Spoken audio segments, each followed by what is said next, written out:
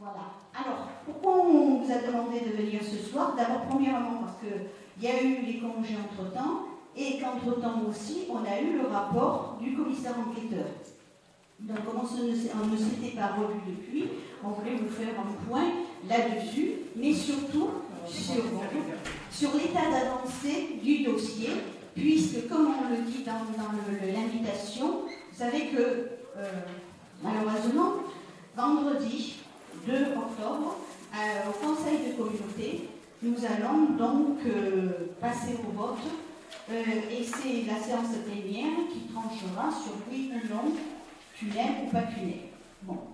Donc, avant cela, nous avons, bien entendu, on va faire une autre réunion demain soir de l'autre côté du parc du 26e centenaire. Et puis, bon, ben, chaque fois qu'on peut, on informe les gens qui nous ont suivis, qui ont fait des manifestations avec nous, qui ont signé des pétitions, etc. Bon. Donc, nous sommes à un point maintenant. Le commissaire enquêteur avait donné son avis, mais en portant pas mal de questions, de questionnements sur certains points. Et je vais évoquer 2 points. Bonsoir. Je vais évoquer 2 points qui me semblent les plus importants, mais il y en a d'autres, bien entendu, et Henri complétera. C'est sur la question, nous, ce qui nous semblait vraiment très important, et bien y compris dangereux, c'est non seulement la construction en elle-même, mais aussi par rapport à 2 points précis, c'est l'hydraulique. Alors, sur l'hydraulique, déjà, vous savez que la loi sur l'eau impose une enquête bien particulière et bien spécifique qui dure des mois. Or, cette enquête n'a pas eu réellement. Le président de la communauté urbaine s'est rendu compte que bon, les questionnements sur l'hydraulique n'étaient pas vraiment au point, donc il a demandé un complément d'enquête. Ce complément d'enquête, c'était pendant les vacances. Alors je vous passe les détails, hein, mais enfin pendant les vacances, aborder un sujet aussi important pour la vie et la qualité de vie des riverains qui sont sur un bateau, etc., c'est vraiment peu. Le moins qu'on puisse dire. Hein. Donc il y a ça. Alors je veux dire, sur le point hydraulique, en fait, tout ce qu'ils ont pu concéder, donc le concessionnaire, c'est de dire, bon ça va, ok,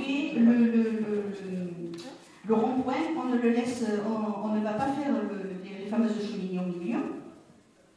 Et donc, écoutez bien quand même, hein, on le rebouchera. Ça veut dire que donc on va quand même le casser, le rond-point, et qu'on va le surélever, pas plus de 20 cm. Voilà, hein, non mais au départ, hein. Après c'est vrai, il a raison, hein, ça sera beaucoup plus. Alors on ne va pas prendre notre centimètre, mais enfin ça sera beaucoup plus. Donc on va avoir donc, ce problème-là. Et en dessous, parce qu'il y a le dessus et le dessous, ce qu'on ne voit pas, la face cachée de l'iceberg, c'est qu'en fait, ils vont quand même toucher au grand collecteur. Ils vont donc, ce qu'on appelle le décaloter, c'est-à-dire enlever une partie, parce qu'ils sont obligés pour pouvoir mettre le tunnel. Et le tunnel va reposer dessus. Donc, c'est-à-dire que si un jour, il y a un problème, et problème, il y aura, puisque le grand collecteur, vous connaissez, vous savez, le grand tâche casse les grands émissaires, et donc il risque d'y avoir un problème, ne serait-ce que par rapport à la montée des eaux, effectivement, ne serait-ce aussi parce que par la densité de cet engin. Donc s'il y a un problème, on ne pourra pas le toucher parce que justement, il y aura le tunnel par-dessus. Alors vous voyez si c'est grave de conséquences, peut-être pas demain, peut-être pas après-demain, mais de toute façon, tôt ou tard, on risque d'avoir des conséquences là-dessus. Ensuite, donc, en matière aussi pluviale, vous avez, vous le savez, vous le connaissez, vous l'avez déjà vécu de nombreuses fois, Rabateau, Avenue du Prado et tout, c'est inondable. Bon, on a essayé de leur dire, en long, en large, en travers, d'essayer de leur expliquer, mais malheureusement, apparemment, on ne s'est pas bien fait comprendre là-dessus, parce que tout ce qu'ils ont voulu faire, le tunnel dans le boulevard Rabateau va être non pas central, mais sur le côté gauche en montant, c'est-à-dire au côté des commerçants et au côté des habitations, non pas à côté Foire de Marseille, hein, va être de ce côté. Il va être à 1,40 m des fondations. Hein, voilà. Donc vous voyez, ça fait pas beaucoup de marge. Hein. Là, j'ouvre une parenthèse. Et c'est donc le président de l'association qui m'en a parlé, qui m'a soufflé ça à l'oreille. Il s'excuse ce soir, il ne pouvait pas être là parce qu'il est à la communauté urbaine justement pour essayer de convaincre les groupes donc, par rapport au vote. Et donc, il m'a dit, rappelle-toi quand même que lorsqu'à un moment donné, la préfecture, on nous a dit, aïe, vous ne pouvez plus y aller en grand nombre parce que ça bouge. Parce qu'il y a le toit, les plafonds qui bougent, enfin, etc., etc. En fait, on s'est rendu compte, par rapport aux questions, à l'étude qu'on a soumise, donc, c'est que la préfecture est inondable. Les caves sont inondées quand il y a de grosses pluies. Et quand ils ont construit le parking devant la préfecture, donc, ils ont tout fait bouger. Un parking, quand ça se construit, c'est vrai qu'on y va au Bantopica, mais on y va fort. Hein, voilà. Et en même temps, donc ça a bougé, et effectivement, la préfecture a bougé aussi. Donc c'est ce qui risque malheureusement de se passer pour les immeubles. C'est que ça risque de bouger. Et ça, vous savez, je vous dis, vous ne le voyez pas de suite, malheureusement aussi. Hein. On ne le voit que après, des années après. Parfois, ça peut se passer de suite, bien entendu, où l'immeuble malheureusement ne tient pas le coup, ou alors après. Alors, il y a déjà ce problème, mais en même temps, donc, cette construction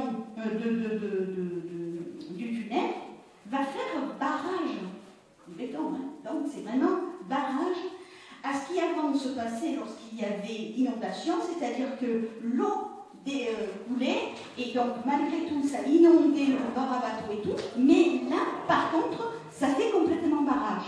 Alors, pour éviter ça, ils n'ont rien trouvé de mieux que de mettre et c'est vraiment, vous savez, on a l'impression de voir des pansements, c'est tout, hein. Mais c'est pas, on ne va pas jusqu'au remède pour essayer d'endiguer. Ils vont mettre, donc, c'est 1,40 m, ils vont mettre un drain pour essayer d'évacuer l'eau. Voilà, hein. Oui, bon. Alors, pour ceux qui sont dans le milieu hospitalier, vous voyez, un drain, donc d'accord. En fait, là, il faut être sérieux. C'est quand même la vie de gens et les commerçants, les habitants, etc. etc. Alors, c'est tout ce qu'on est arrivé à avoir de réellement tangible sur l'hydraulique, malheureusement. On passe à la circulation. Deuxième point important pour nous, et ce sont les deux points que le président donc, de la communauté urbaine a demandé un complément d'enquête justement pour ne pas avoir à trancher au mois de juin, mais bien aller jusqu'au bout de l'enquête. Donc voilà ce qu'il en conclut, voilà les réponses qu'on a eues. Hein. Nous, ça ne nous satisfait pas du tout, surtout qu'en même temps, lui, on lui a donné un monticule de dossiers et tout. Il dit, moi je ne suis pas technicien, essayez de nous faire quelque chose de beaucoup plus clair. On lui a fait une maquette qui coûte de l'argent, c'est vrai, mais en même temps, quand il m'a montré ne serait-ce que les photos de la maquette, très honnêtement, pour moi ça ne voulait rien dire, parce qu'en même temps, il ne vous explique pas réellement par où ils vont passer, comment ils vont construire et comment ils vont faire pour justement endiguer ces